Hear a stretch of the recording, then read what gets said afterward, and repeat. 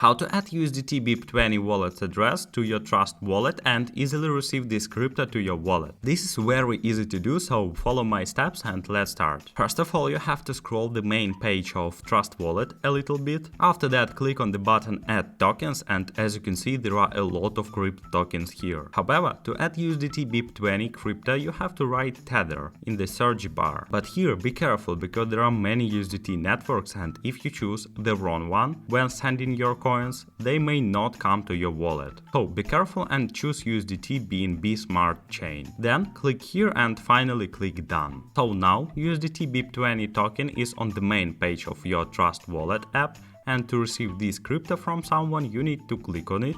After that, click Receive, and one of the ways of receiving USDT token is to show this QR code to a person who is going to send you this crypto token. But also you can get USDT BEP20 crypto by copying your USDT wallet address.